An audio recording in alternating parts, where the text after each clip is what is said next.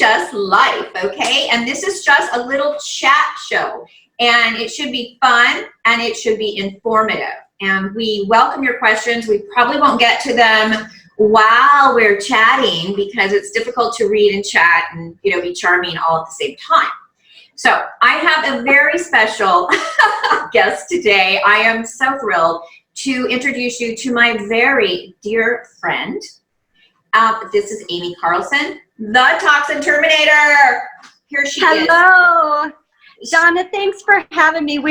You guys are just you'll be blessed. This is so much fun as two young elderly people are trying to figure out technology.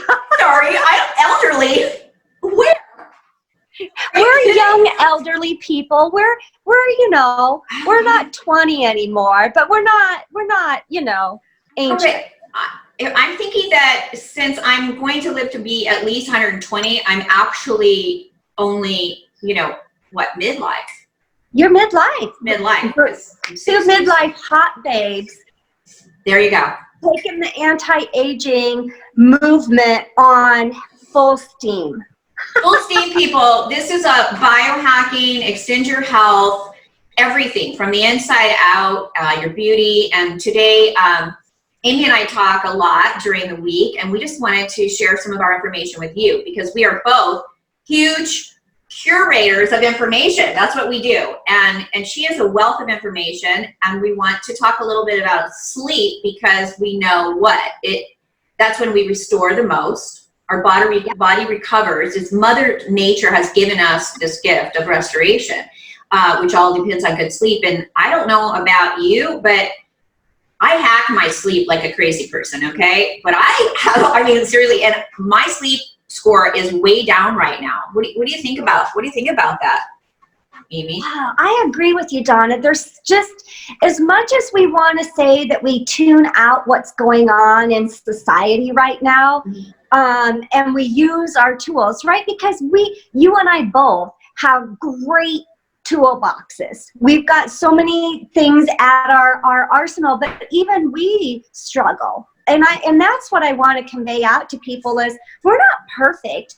And, we still have to be reminded to get those darn tools out and to use them just like everybody else is. But as much as we want to say that we're blocking it out, we're still affected by the fact that we can't go hug people. We need that emotional connection. We can't go out to restaurants. We can't go into gatherings and have that community like we once did.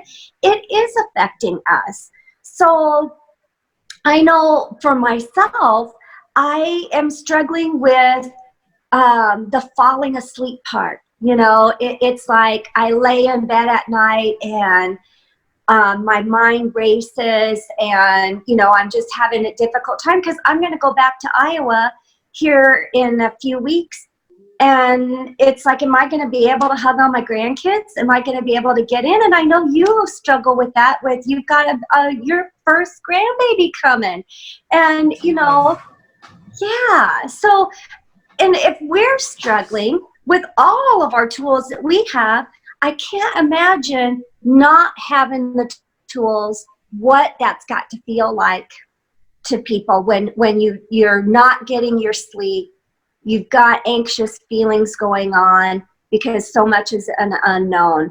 And that's sad to me. And I just want to be able to share and have a great conversation on, hey, this is what's working for me. Okay, super. Right? Well, yeah, it is so true. I follow Dr. Matt Walker. He's a sleep diplomat, and he's amazing. And I love listening to him. And one of his sayings that always sticks with me is, the shorter you sleep, the shorter you live. And this is true. I mean, this is scientifically proven. So above all else, we do need our sleep. And right now, it does seem very difficult. Again, like you said, even though we have a huge amount of tools, think about this. Do you think that there's a collective energy like across the universe right now of minds racing? People thinking about what's happening. And so, since all we are is energy, I'm wondering if part of it, and we'll get to our tools and how we can, hack this, but isn't that interesting to think about that all over the world, people are having the same thoughts. I want a hug. I can't see my children. What's going to happen? What's going on with my job? I mean, et cetera, et cetera, et cetera. We know the trials and tribulations they're facing, but all that energy is going out. Yeah, because this isn't something that's just happening in your city. It's happening all across the world. And so, yes, there's energy in that. And that is creating energy that's flowing around us all. And so what are we allowing to affect our energy fields? Great point. Yeah. Yeah. And we kind of don't allow necessarily that energy to come in. Mostly people may not even be aware that it's out there. It's just this energy floating around. And so it's just coming in, right? So if we're not aware of it, if we don't say, hey, the energy out there right now is super tense, what can we do to not allow it to come in? First, we have to be aware that that could be a possibility, right? To accept that as a possibility. So what would you think, like, how could we say, okay, I know this energy is coming at me because it's just in the energy field right now. What can I do? Oh, so first of all, sometimes I think when we do the things that we do, we forget what it's like not to know what this is. So I want the people listening to this to think about, have you ever entered a room of people and you felt like you could just cut the tension with a knife? That's the energy we're talking about, or you walked into a room and you're like, oh my God, I feel happy and joyous because everybody's so free and laughing, and you feel that energy. That's what we're talking about. It's not some crazy woo-woo thing. It's real. Yeah. And there is energy and vibe that goes out there. So how do you protect yourself from that? Number one, you made a great point. I think we need to say, okay, I feel this. Allow ourselves to say, I feel it. I can feel and sense that this is going on. Now I get a choice. Now I get to decide, do I want to keep this and do I want to participate in it? Or am I going to choose something different for me and my day, my hour, my moment, whatever that is. And, you do your stop sign. Your stop sign goes up. Nope, nope, nope. This is not good. This is not serving a good purpose for me. I'm going to let it go and just let it go. Mm-hmm. Or, like me, I've got to really think about it and say, no, this is not serving a good purpose. Am I a better person because of this? Am I being a better service to others because of this energy? And if that's not the case, then I need to let it go. Don't try to ignore it, but let it go. I lost you. Sorry, I shut my notifications off, but apparently they're coming through, so I'm not sure what's going on. And I just wanted to say how beautiful you look today. I love that red and white top. It's fantastic. Ah, thanks. So, nice. Allow the feeling, allow the energy, but choose what you're going to do with it. Choose how much power and force you're going to allow for it. Here's a perfect example, Donna, and I think most women, maybe, if you're like us, can relate to this. Think about an argument you've had with somebody, right? I used to do this all the time, and I never feel like I'm quick-witted on my feet. So then I think about, well, they said this and they said that, and oh gosh, I wish I would have said this, or I wish I would have said that. So not only did the conversation or the argument happen once in real life, but I'm now repeating it over and over in my brain and giving it that energy, right? Yes. Because I've got, I should have said this, or I should have done that, or this is how I'm going to respond. We go crazy with that stuff. Crazy. And we don't have to. We don't have to. Yeah. Yeah. So the good thing is first awareness. So any changes start with awareness. So if we can be aware that we're doing that, sometimes it's fun. Like I'll laugh and think, why am I giving that so much energy? I can't believe that person said that about whatever. And it ultimately has nothing to do with me. If they don't like my sunglasses, my hair, my makeup, whatever. I mean, that's their opinion, right? Yet can give it so much energy and think, well, oh, it doesn't matter. We say that, but for some reason it kind of does, right? That people pleaser in us. And so would be aware of it and then kind of laugh and go, oh my God, why does my head just keep thinking about the person, that this person said that to me? And so being aware and then laughing about it and trying to let go. I mean, I have to tell you, sometimes with some things I could be about 3 days of those thoughts coming in and out of my head, and then all of a sudden, then they're gone. But I do repeat them too. It's like, oh, and I can't believe, blah, blah, blah, blah, blah, blah, blah. And you're just throwing it out there in the universe. We're just allowing that. Another thing that helps me, because it's one thing to say, just, release it, let it go. But a couple things that help me is, number one, I try not to take, try's not a word I choose not to take things personally. I don't know what someone else's experience has been. I don't know what they're going through. I don't know what their challenges are in their life. Just like we have our own challenges, each and every one of us, I have no idea what someone else's is. I don't know what they just came from, what they're going to. So I choose not to take things personally that I find offensive or hurtful or that type of thing. The other thing, so don't take it personal. Mm-hmm. And then secondly is I pray about it. I'm a big component in prayer, and I have to give that over to God, and I pray for that person because they are a child of God. Like them, dislike them, agree with them, disagree with them. We are all children of God, and I can love them because of that. Exactly. I have found for me that works really well is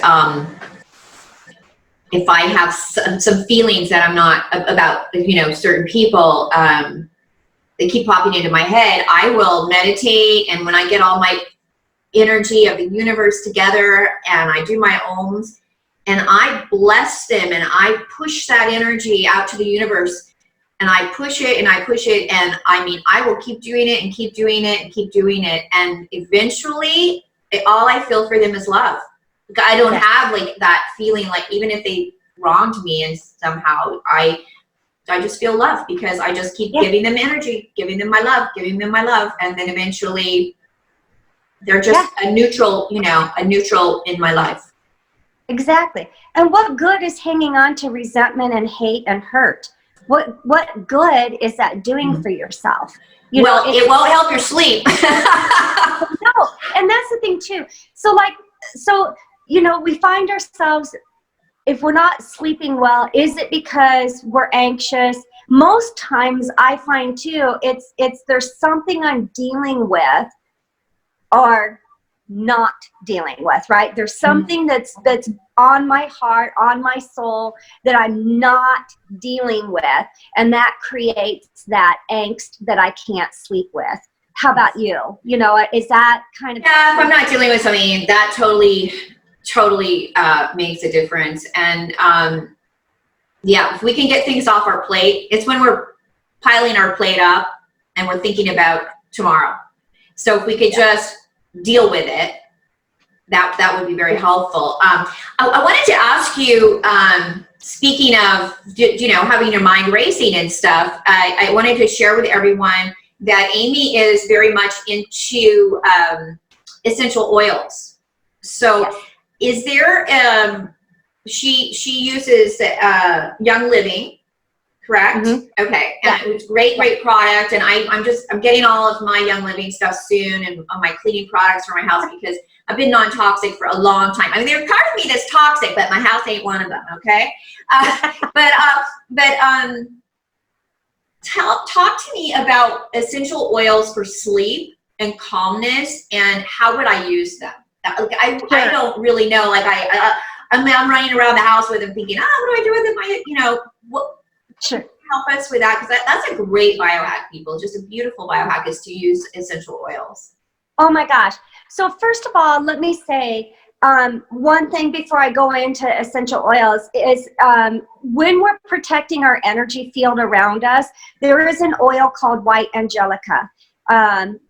and it actually keeps the negative energy away from you. It helps. So I will take like 3 drops, rub it in the palm of my hands. I start at the crown of my head and just go down my body like a shroud. So that's, one of the things that you can do.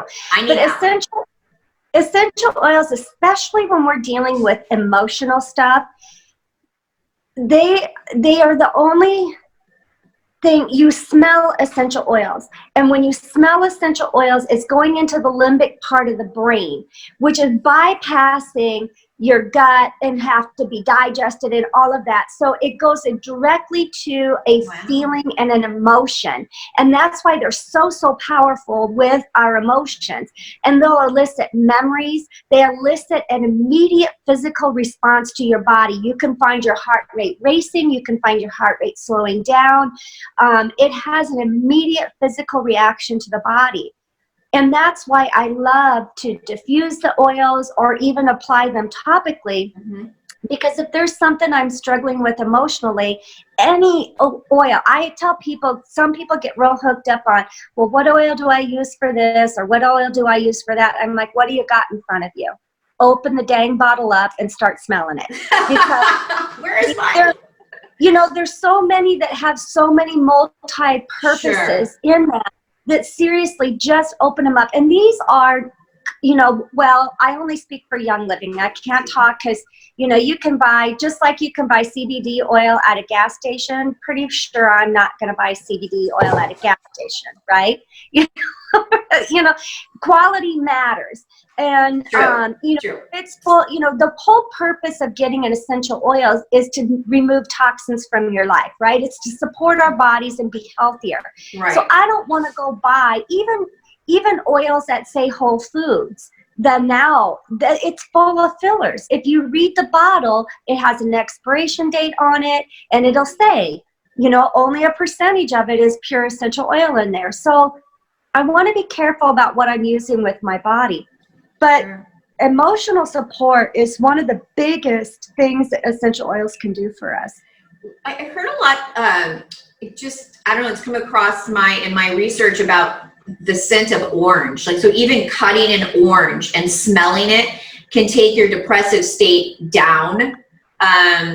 So orange would be a good one, right? Just because if you're not, I don't know, are we depressed? We're anxious. I guess if you're anxious, you can get depressed. So, you can. And what, I didn't answer your question about sleep, but sorry.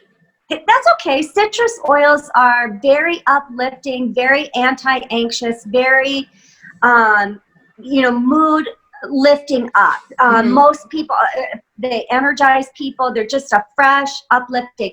And when you cut into an orange, I like how you said that, because the essential oil from citrus comes actually from the rind. So it's cold pressed, and the oil actually comes from the rind. It's not the inside of the product at all. So when you cut an orange, you are damaging the rind, and that releases the essential oil. That's how a plant works, is when it gets damaged, the essential oil is the lifeblood of that plant, and it immediately goes to where it's damaged and releases to try to heal the plant. So that's why you get that scent when you cut. It's the rind that you're getting it from. Ooh, that's super interesting. Cool. So we like that one. Okay. So then for sleep, we all kind of know lavender, right, is calming. Some people find lavender to be very relaxing and calming. That's the most common, conception. But there's a lot of people, my twin grandsons, lavender wires them up. And so that's not a good one for them to use on them at night. And they found other options. So some of the mainstays that I really, really like for sleep, and you can use them, like I'll make a spray that I could spray my pillowcase with. And so I'm just smelling that as I drift off to sleep. Or I might diffuse in the room. If you don't like noise, in your room while you're sleeping, then don't use a diffuser. You can apply oils to the soles of your feet as well. So lots of different ways to get it to happen. But lavender, frankincense. Frankincense helps our body develop melatonin naturally. So it's what helps our body develop melatonin. Well, we all know melatonin makes our body feel good, and it's something that we use for sleep. So I love to combine lavender and frankincense together. Beautiful. Beautiful. Okay, well, I do have those, so I'll try that. So last night I did everything wrong for my sleep because I was super excited about today getting to talk with you. And I exercised late in the afternoon, and I decided to have a bulletproof coffee before my exercise in the afternoon, which I cannot have coffee after 11 o'clock because I'm a crazy person. But I was like, well, you're going to put your protein powder in it, you know, your peptide collagen, you'll be okay. But I did that. I did a killer workout. I was doing all kinds of stuff. I was on my screen late. I did put my blue blockers on, and I took a bath before I went to bed, and I was trying to get, you know, and I went to bed, I was like, I was just like, oh no, I can't go to sleep. And I started laughing because I'm like, oh my God, I have to sleep because I want to look good today. You know, this is like, I want to be like, you know, fresh and look like an awesome 60-year-old biohacker. I need sleep. So I jumped on my pulse electric magnetic field mat, and it has a setting for insomnia, which is about 24 minutes. You know, I put that on and so, but I was just going to share with you, really dark room. Okay. Yes. Really important, right? Because our body is an entire photosensor, and our eyes, even when they're shut, are the biggest. But I have this. So if I'm feeling like maybe the room's not dark enough, or I know in the morning that maybe there's going to be some light coming through, and I have blackouts, but still from the bathroom and stuff, okay? So you can do this. Another great way I hacked my sleep is with this tape. Tape your mouth shut. It forces you to breathe through your nose, and breathing through your nose creates nitric oxide, which also is huge for your immunity system. So if you're feeling sick or whatever, just do different things to get nitric oxide. Even tape your mouth shut while you're exercising. So that's a great one. Then we have earplugs. Okay. So just put those earplugs in if you need them. This is a clock, and I don't have it set right now because I don't need a clock anymore, but this is a button. There's no light. So there's no lights anywhere in my room, but if you need to know what time it is in the night, I typically don't care. You just reach over and hit this button, and it will tell you the time. So you don't have any lights bothering you. So that's another couple of things that I use. And this is really cool. I don't know if you guys can see this. These are nose cones. And my doctor gave them to me. And so if you took your nose and pulled on it, sometimes you can breathe so much better. My nose is a little collapsed in here. It'll open, yeah. Oh man, it's like a whole new world. So these go in your nose and you can breathe. I went to the doctor to see about getting surgery to open it up, and they're like, you know, it's a big deal, major big deal with cartilage and bone and whatever, and it may not work. So yeah. Those are great tips. I love that. Cones, yeah, super. My deep sleep increased to like an hour and a half to 2 hours a night. It took me about a month of wearing the tape to learn to start breathing through my nose, and I'm pretty consistent now with breathing through my nose unless I really have bad, you know, allergies. So this is called Somnifix, and I'll put it in our notes later. But this stuff is great. You tape your mouth up with it.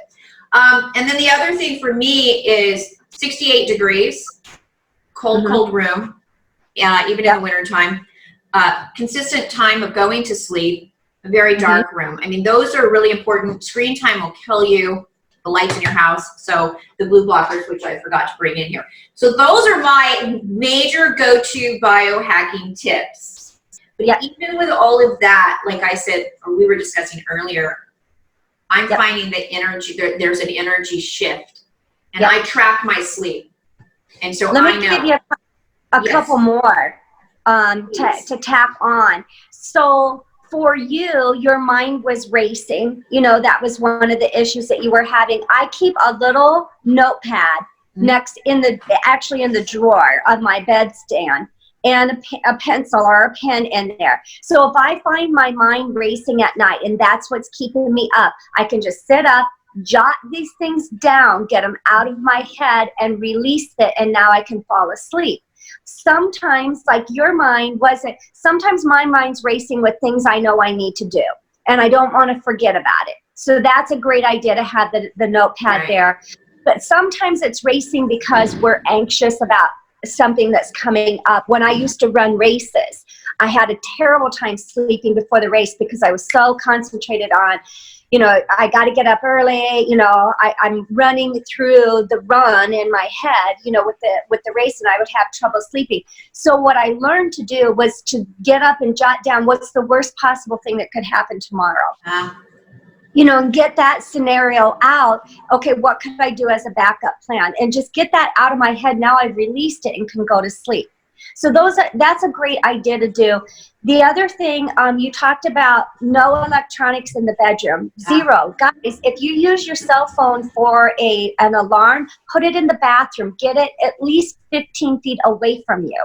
It is affecting your sleep. It is. And the other thing I would recommend to do as well is you need to remove any TVs out of your bedroom, because even if you're not watching it at night, the screen is reflective, and so your subconscious mind is picking up like someone's in the room, and it's sensing that because of the reflection off of the TV. So if you don't want to get the TV out of the bedroom, put like a pillowcase over it or a sheet. So I unplug the TV every night, which unplugs all of the satellite box and everything. I turn off the Wi-Fi.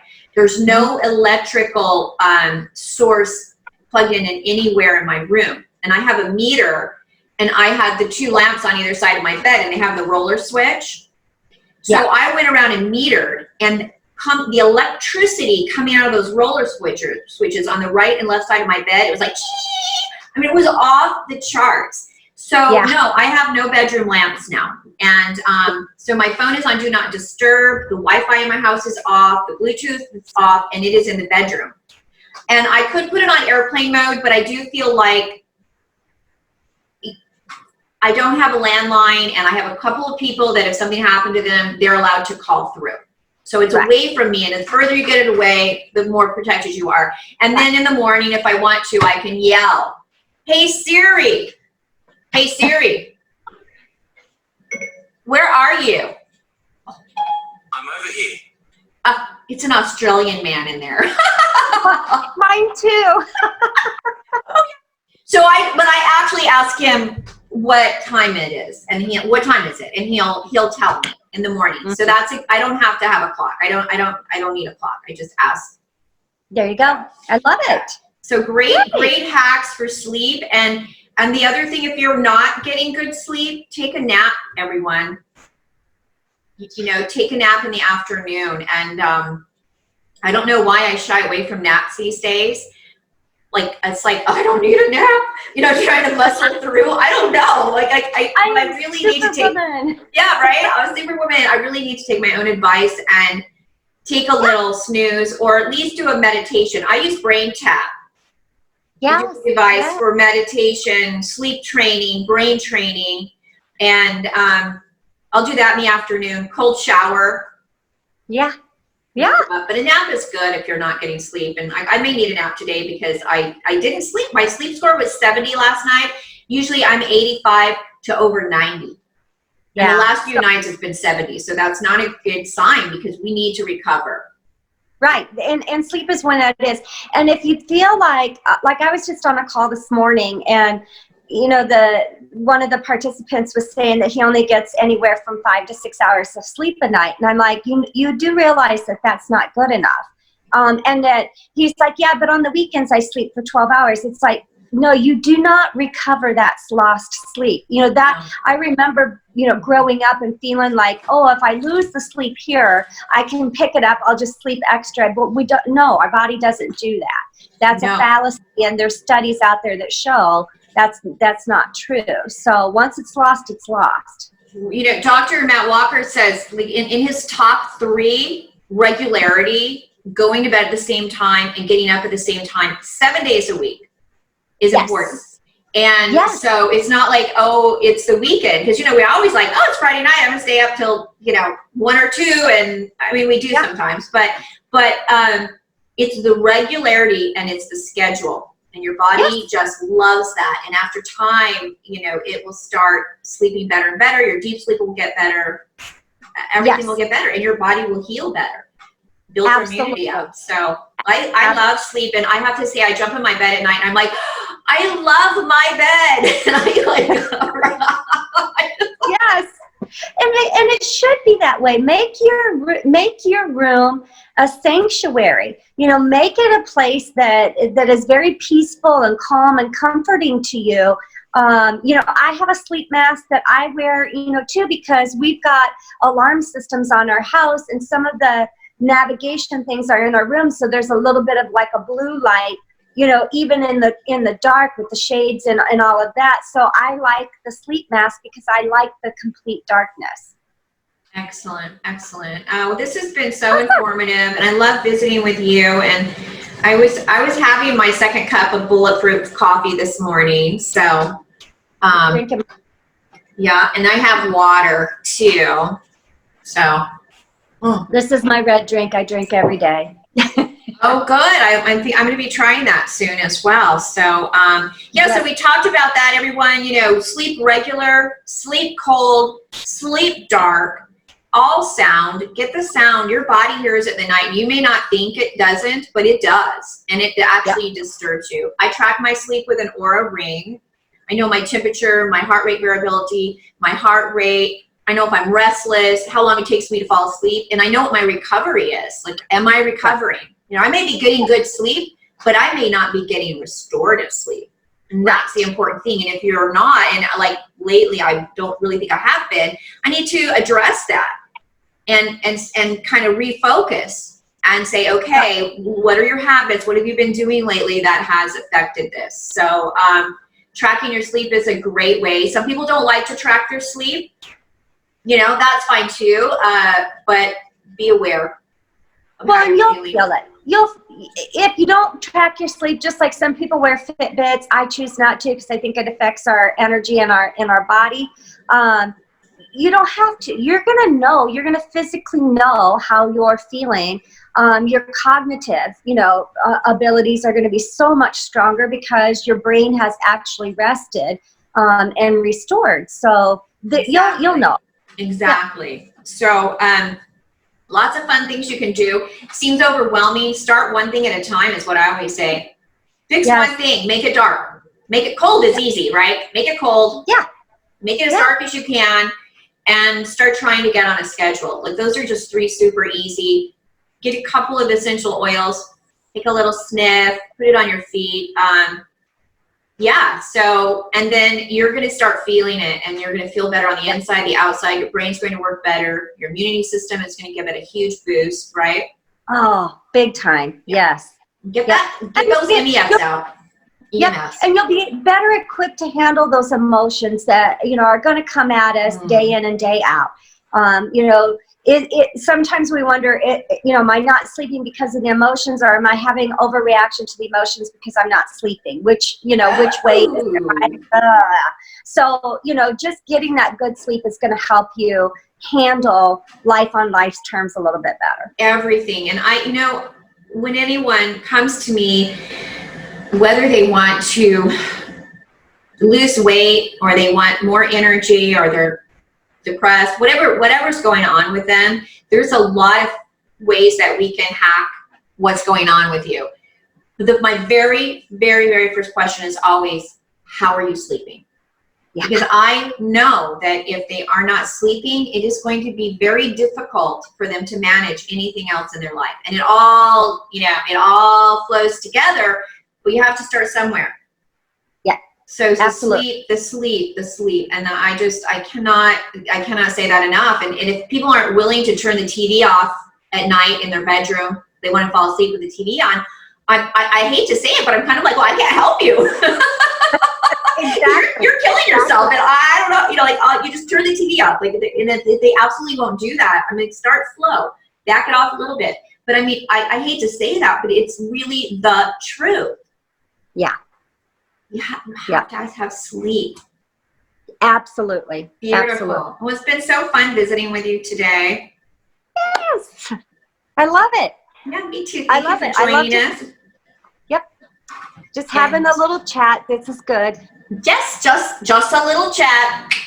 That's great. And so, yeah, we'll be back tomorrow, or I'll be back tomorrow with another guest. Catalina is going to come and share about her retreats that are coming up that she's planning. She's also a human potential coach and a wealth of information as well, and a very good friend of mine. And we're just going to chat as well and have fun, right? Thank you. Thanks so much. I love you. Mwah. Mwah. Talk to you soon. Bye, everyone. Thanks for listening. Come back tomorrow. I believe our time is 10:30. I'll be doing another beautiful, fantastic professional post. Just kidding. I just keep getting better at this. Okay, now I need to learn how to shut this off. Let's see. Aimee, are you there? Yep. Okay. We're still live. She helps me. Do I just hit in meeting? Yeah, if you hit the end meeting, it'll end it for everything. Yep. Or I can just hit into live on Facebook, right? Yes. Stop live. Okay, I'm going to stop, you guys. I hate to leave you, but I'll be back. Mwah. Bye. I think it worked. No. Oops, no. Oh, no.